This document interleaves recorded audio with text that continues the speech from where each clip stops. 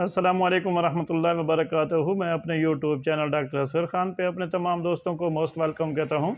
आज का जो हमारा टॉपिक है वो है स्टोमिक, और स्टोमिक के अंदर जो एच पलोरी है, आज हम इसको डिस्कस करेंगे।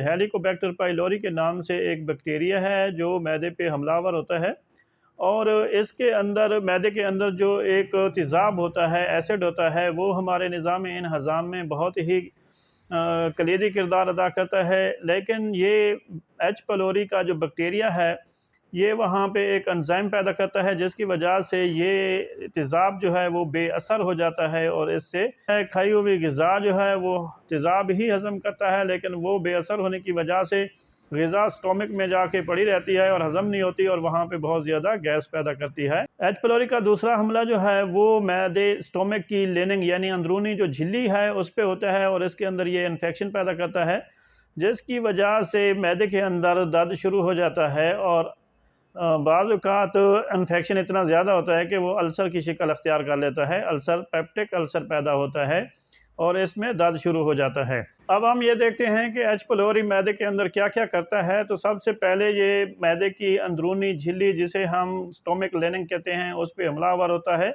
और वहाँ पे इन्फ्लेमेशन पैदा करके वहाँ पे अल्सर बना देता है। एच पलोरी कई लोगों में साल से चला आता है। जब ये क्रोनिक हो जाता है तो मैदे का कैंसर भी पैदा कर सकता है। मैदे के अंदर गैस का तकरीबन 20% जो है ये एच पलोरी पैदा करता है।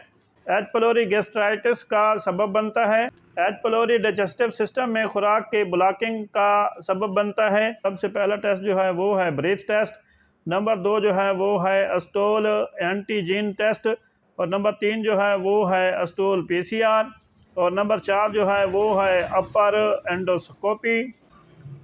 एच पलोरी के लिए IgM और IgG टेस्ट भी करते हैं। एच पलोरी के इलाज में जो हमारी बेस है वो है नाक्सोमीका 1M, उसके बाद एच पलोरी 1M, और उसके बाद जो है पल्सटीला 1M।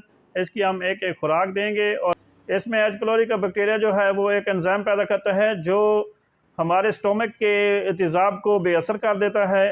तो ग़िज़ा हज़म नहीं होती, और ग़िज़ा जो हम खाते हैं वो मैदे में पड़ी रहती है, और पड़े पड़े वहाँ पे उसमें बहुत ज़्यादा गैस पैदा होती है, और गैस जो है वो एक गोले की शिकल की अख्तियार कर लेगी, और वो गोला जो है यहाँ हमारे मैदे के ऊपर महसूस होता है। आम लोग आकर कहते हैं कि हमारे जो इधर सीने में है इस तरह एक गोला पड़ा हुआ है, वो गैस का गोला होता है।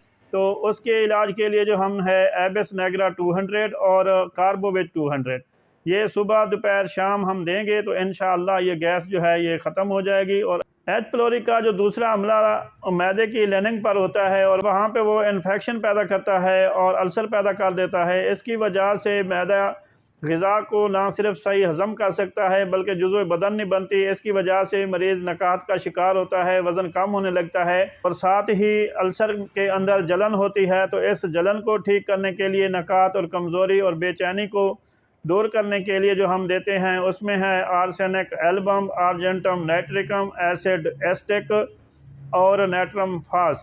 ये आप इस्तेमाल करें, इंशाअल्लाह ताला जो वज़न कम हो रहा है, नकात हो रही है, बेचैनी है और जलन हो रही है, वो इससे ठीक हो जाती है।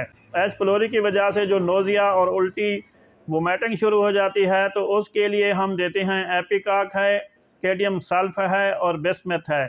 अगर मैदे के मकाम पर दर्द भी है, साथ उल्टी भी है, और दर्द ये पीछे की तरफ भी जा रहा है, तो फिर हम बिस्मथ देंगे। आगे की तरफ झुकने से, दबाने से और गर्म सेकने से आराम आता है, तो फिर हम कालूसंत और मैगफास देंगे।